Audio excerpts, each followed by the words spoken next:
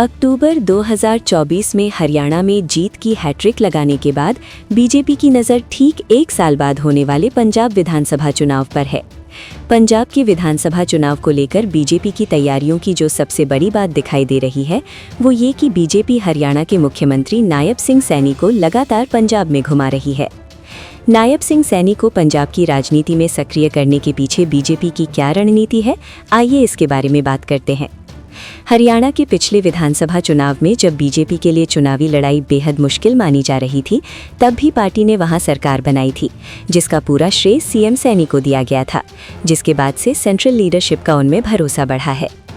नायब सिंह सैनी पगड़ी पहनकर पंजाब के कई कार्यक्रमों में शामिल हो रहे हैं और इस बीच उन्होंने थोड़ा पंजाबी और थोड़ा हरियाणवी भाषा का इस्तेमाल कर लोगों के बीच पहुंचने की कोशिश की है। सैनी पिछले कुछ महीनों में पंजाब के कई गांवों और कस्बों में गए हैं और उन्होंने मंदिर और गुरुद्वारों का दौरा किया है। दरअसल नायब सिंह सैनी ओबीसी समाज से आते हैं और पंजाब की राजनीति में ओबीसी एक ताकतवर समुदाय है। पंजाब में इस वर्ग की आबादी 31% के आसपास है। एक अहम बात ये भी है कि नायब सिंह सैनी की मां कुलवंत कौर सिख समुदाय से आती हैं।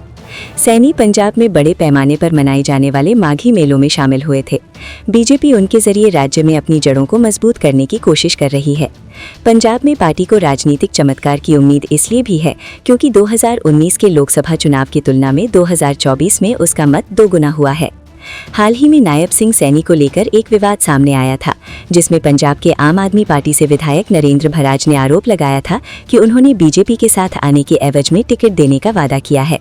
हालांकि सैनी ने आरोपों को सिरे से खारिज कर दिया था, लेकिन इससे पता चलता है कि वो पंजाब में बीजेपी के लिए सियासी जमीन बनाने में जुटे हैं। सिख समाज में सैनी बिरादरी के लोग भी हैं। पंजाब में डेरा बस्सी, राजपुरा, पटियाला ग्रामीण जैसे कई विधानसभा क्षेत्र हैं जो सैनी बहुल हैं। ऐसे में बीजेपी को नायब सिंह सैनी के रूप में एक बड़ा चेहरा मिल गया है। बीजेपी सैनी को पंजाब में इसलिए भी आगे कर रही है कि ऐसा करने से उसके पाले में ओबीसी वोट, गैर जट सिख और हिंदू वोट तो आए ही, उसे हरियाणा के साथ लगते पंजाब के जिलों में भी फायदा मिल सके।